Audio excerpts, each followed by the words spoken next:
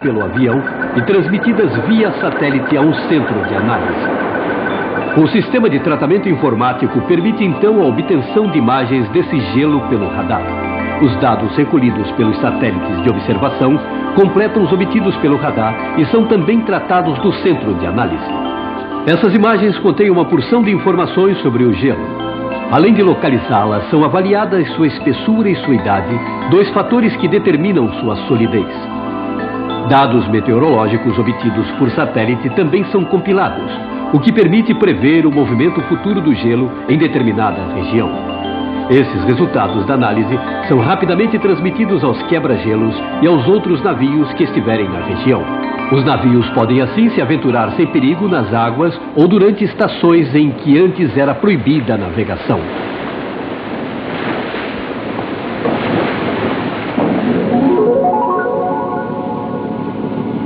Pode ser muito perigoso se aventurar na água sem conhecer as regras de segurança náutica. O balizamento, sem dúvida, é tão antigo quanto a navegação.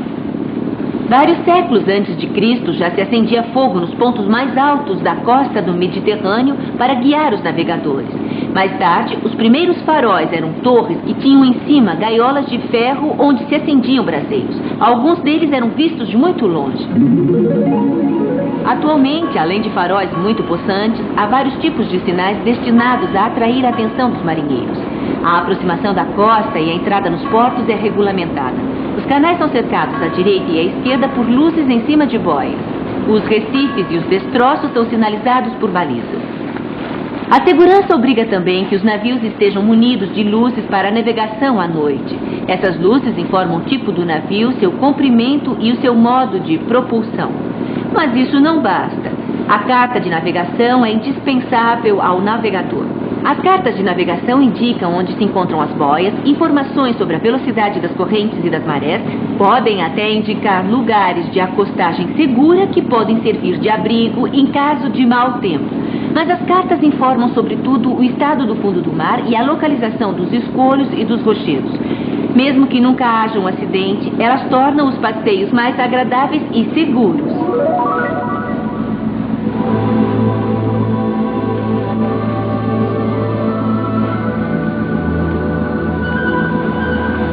Outrora perigosos, os transportes marítimos são hoje tão seguros quanto os transportes terrestres. Esse progresso se explica em parte pela grande quantidade de instrumentos sofisticados que equipam os navios modernos.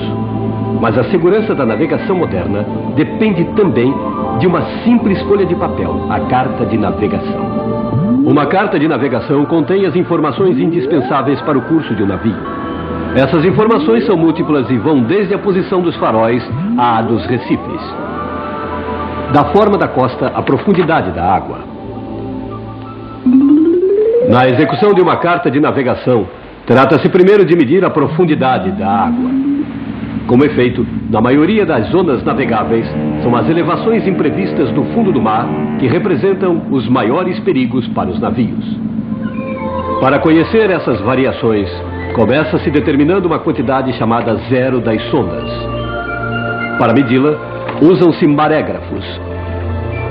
Esses instrumentos registram em longos períodos as flutuações dos níveis da água. O zero das sondas é o nível mais baixo de um lençol de água.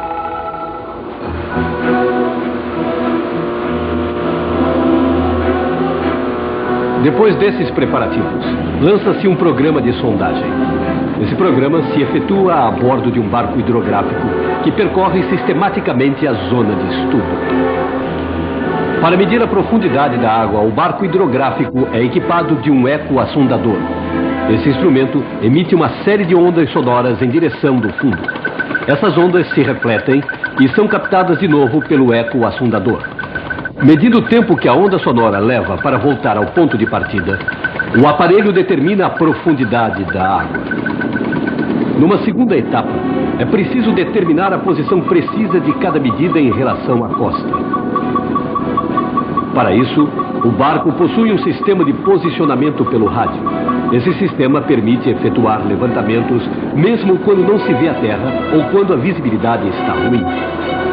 Durante a sondagem, as elevações do fundo, também chamadas de baixios, merecem uma atenção especial.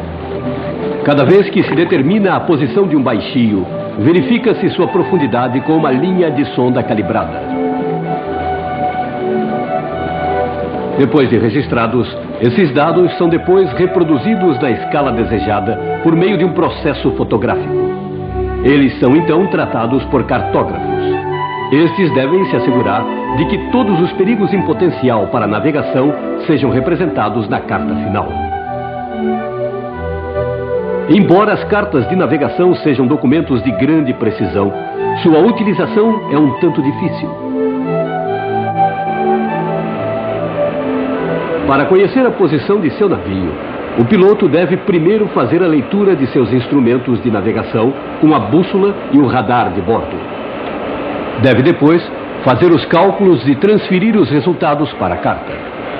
O trabalho do piloto exige precisão, pois um único erro poderia provocar um grave acidente.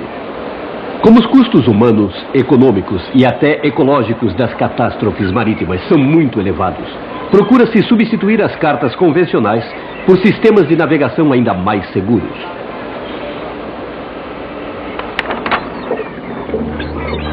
O mais promissor desses novos sistemas chama-se carta eletrônica.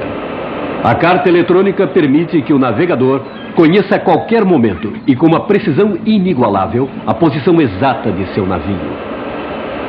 Esse sistema de navegação comporta um computador ligado a uma tela de visualização. Essa tela mostra uma grande quantidade de informações. Em primeiro lugar, está a carta de navegação da zona que o navio percorre. Esta carta pode ser examinada sob diferentes escalas.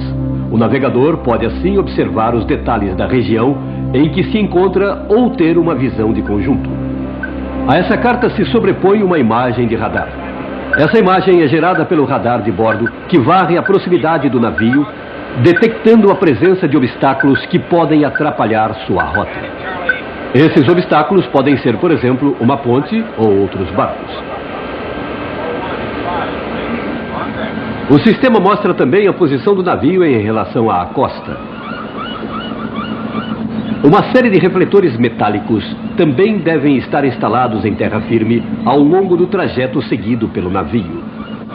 Esses refletores têm a propriedade de refletir as ondas emitidas pelo radar. Depois de ter captado novamente as ondas refletidas pelos refletores de solo, o radar pode determinar com uma aproximação de alguns metros a posição do navio em relação à costa.